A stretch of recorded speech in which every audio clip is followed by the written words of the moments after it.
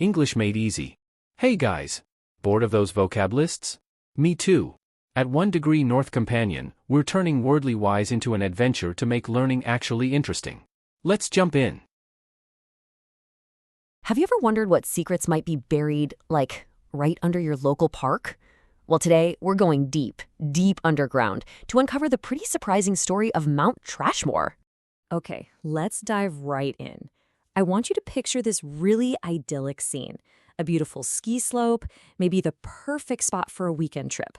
It's the kind of place where the community gets together just to enjoy being outside. Now, what if I told you that that entire beautiful mountain was actually built on 50 years of trash? Yeah, I'm serious. This isn't science fiction. This is the very real and, frankly, very surprising story of how we handle all the stuff we leave behind. So how in the world do you turn a literal mountain of garbage into a beloved park?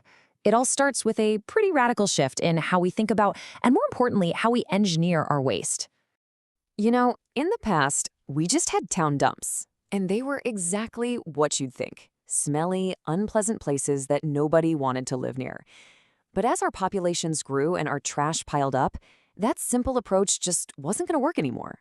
The solution? The modern landfill. And we're not just talking about a pit in the ground. We're talking about a massive, carefully engineered system.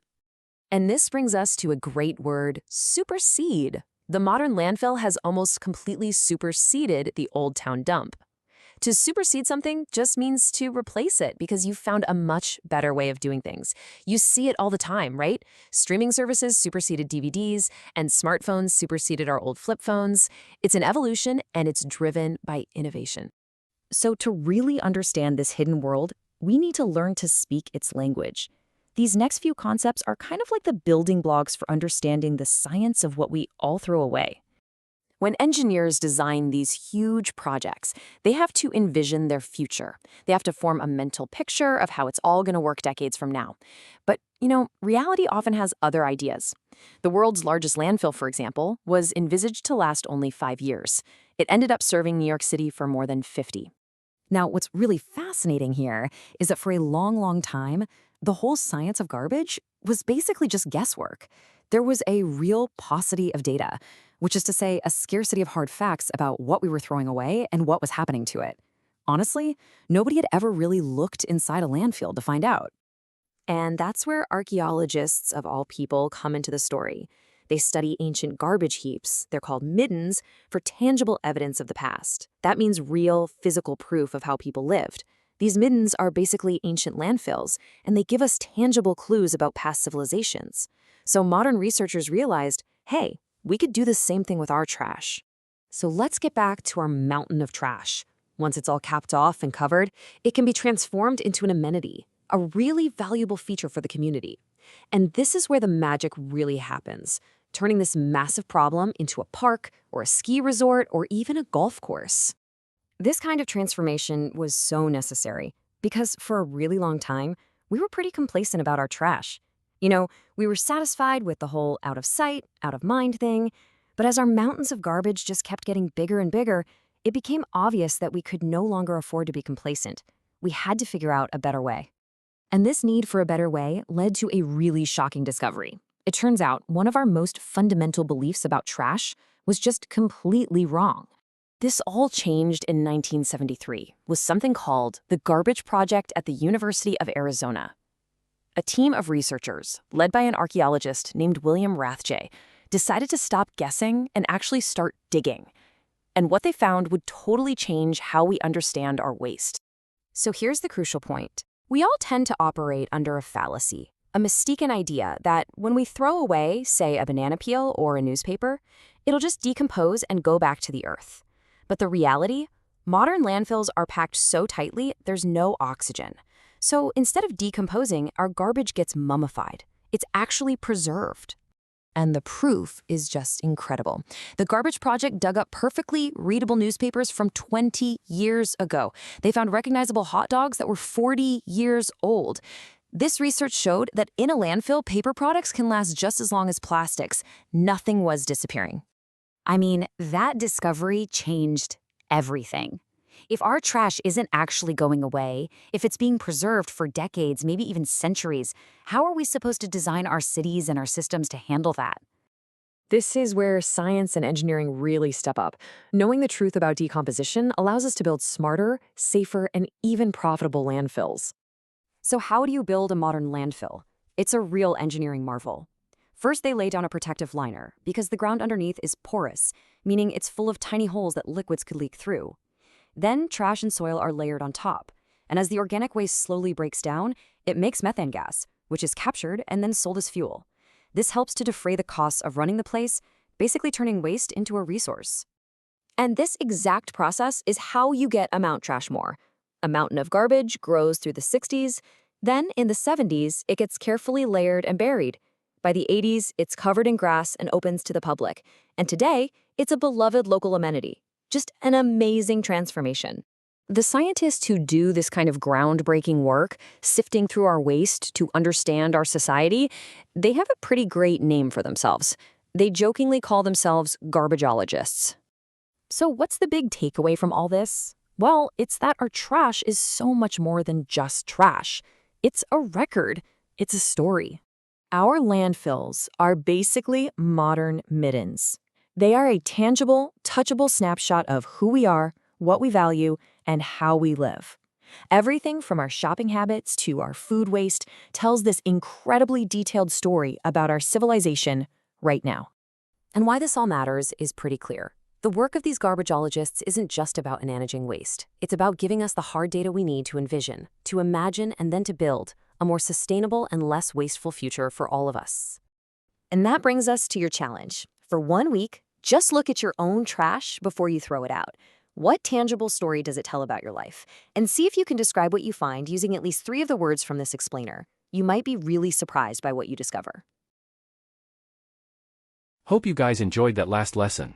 If you did, smash that like button, subscribe, and ring the bell. Ready for more? The next one starts right now.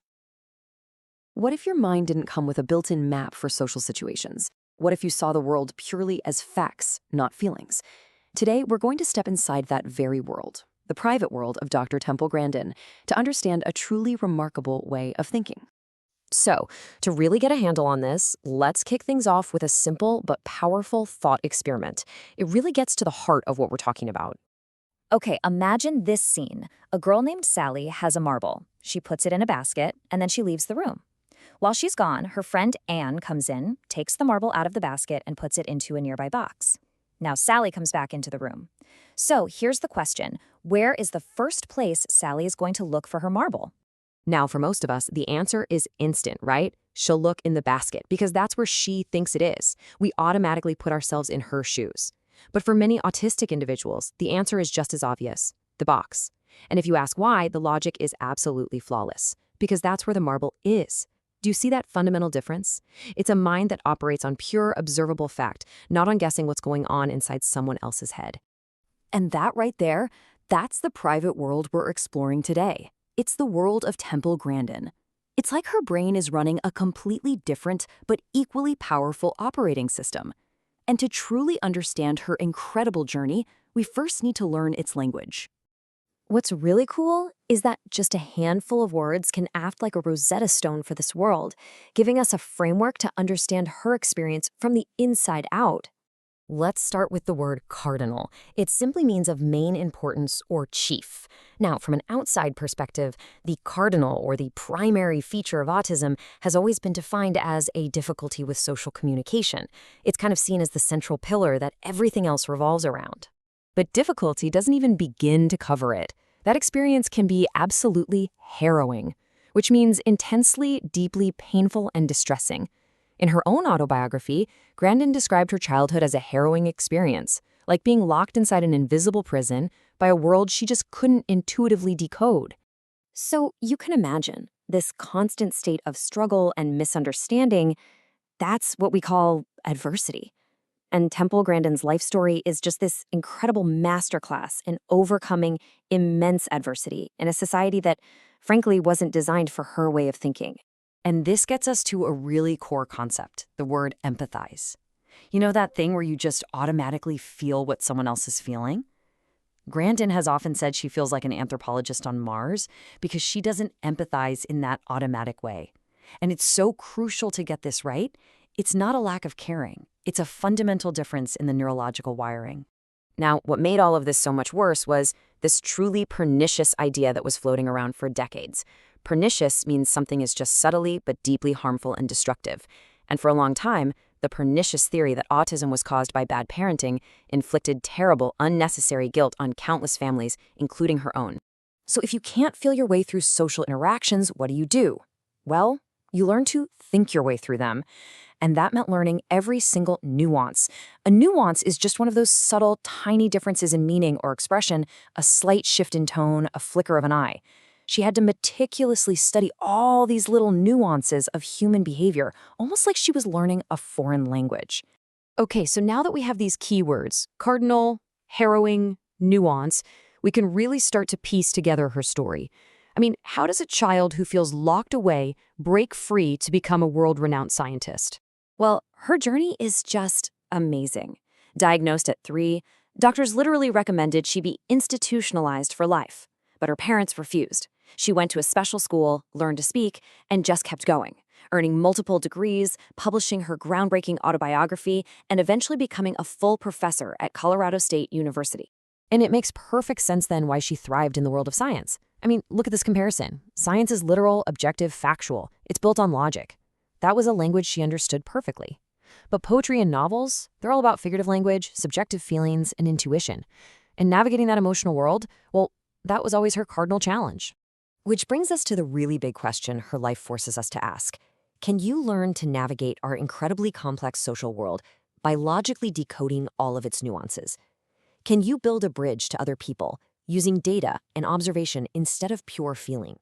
Her entire life is a powerful answer to that question. So how exactly did she do it? Well, it turns out her mind had a kind of superpower, a unique cognitive tool that allowed her to see the world in a way most of us just can't.